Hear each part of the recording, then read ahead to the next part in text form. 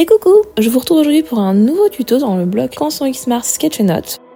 Vous allez voir, je vais vous apprendre à dessiner un décor d'Halloween, parce que c'est bientôt Halloween, dans une forme de citrouille et avec du matériel que vous avez tous à la maison. J'ai choisi de dessiner une citrouille symétrique, mais vous pouvez lui donner la forme de votre choix. On ajoute juste la petite queue avec le petit serpentin au-dessus qui fait citrouille. Je commence par dessiner une sorte de nuage avec des serpentins, mais pas arrondis. Je voudrais que la spirale soit d'une forme un peu carrée. Et on fait le croquis d'une masure. On lui donne un côté un petit peu tordu. Et à côté, je dessine un arbre avec un effet bizarre et des branches, qui s'enroule toujours avec cette spirale à la courbe très cassée. Pour les fantômes, il n'y a rien de plus simple, on dessine des formes de fantômes avec des yeux. J'aime bien en faire un plus gros que l'autre et des bouches. Et là, je vais vous apprendre à faire un tuto chauve-souris. On fait un petit rond, deux petites vagues, et pour les ailes, c'est à l'extérieur un trait moyen, au milieu un petit trait, et on relie le tout, puis on dessine les deux oreilles. Je vous montre une deuxième fois, mais c'est hyper simple. On va dessiner des sortes de bougies mais qui ont été bien utilisées avec la cire qui dégouline. Donc en fait c'est tout simple, il faut faire des coulures, une petite mèche et la flamme au-dessus. Et on fait une barrière avec des pics qu'on relie avec des traits tout simplement. Pour donner un look un petit peu creepy, spooky à nos dessins, on dessine une lune mais avec toujours ces courbes très cassées, pas de rond, on casse un petit peu. Puis avec ma gomme mie-de-pain, je viens frotter un petit peu mon crayonné de manière à l'effacer un petit peu. Pas de Halloween sans un petit peu d'horreur. Je fais des coulures de sang qui coulent un petit peu de l'arbre, mais vous pouvez faire des coulures de n'importe quelle couleur en fait. Ça marche aussi, ou pas du tout d'ailleurs si vous n'aimez pas.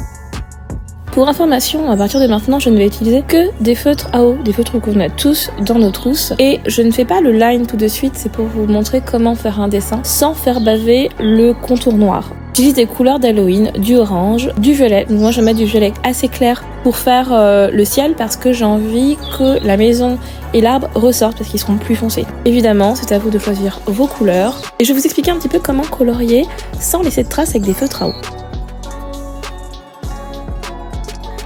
L'avantage du papier Sketch & Note de la gamme Canson Xmart, c'est qu'il est vraiment très lisse. Le secret avec les feutres à eau, c'est de colorier très vite avant que le feutre sèche pour éviter d'avoir des démarcations. Et comme il est lisse et que le feutre glisse dessus, c'est vraiment super pratique puisqu'on a le temps de bien colorier. On évite de toucher les zones qui ont été déjà coloriées. On va assez vite et moi je fais des petits ronds également pour essayer de limiter les traces. Et vous voyez très bien que sur le coloriage en fait, sur la partie colorisation, il y a vraiment très peu de traces. On évite vraiment de repasser sur les parties déjà coloriées parce que c'est en repassant sur une partie sèche que du coup la couleur va foncer et qu'on va avoir des marques.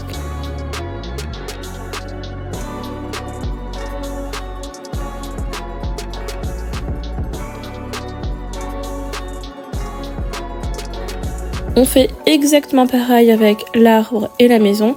Donc moi je commence toujours par les couleurs les plus claires pour éviter que les couleurs foncées bavent sur les clairs. Donc je colorie comme ça, je trouve que ça rend plutôt propre au final. Donc je fais mon arbre en marron et ma masure en noir et on ajoutera les détails après.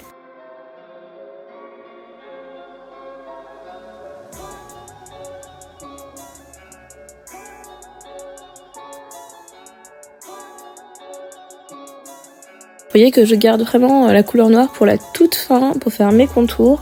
Donc je vais venir détourer un petit peu tous mes dessins. À la fin, je vais ajouter des petits détails pour rendre mon dessin un petit peu plus dynamique, pour ombrer, pour donner plus de relief.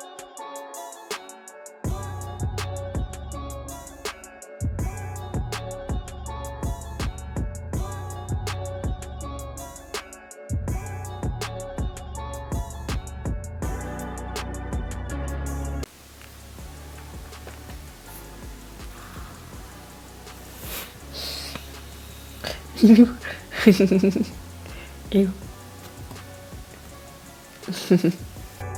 Je pense que mon chat a été vexé de ne pas voir de chat noir dans ce dessin d'Halloween. Elle va repasser tout à l'heure, elle est vraiment vexée.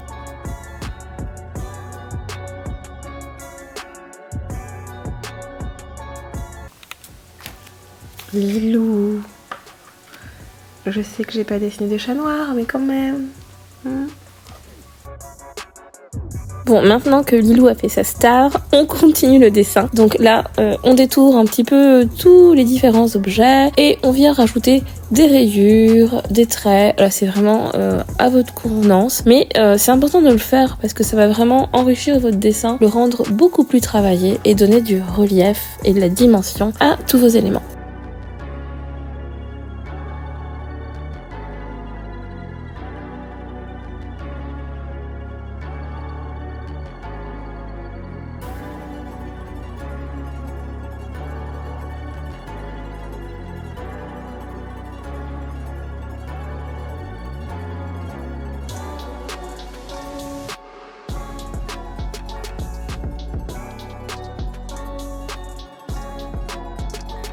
Et voilà, c'est déjà terminé.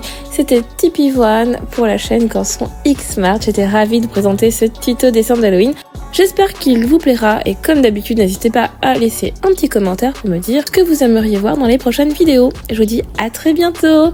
Salut et bonne fête d'Halloween!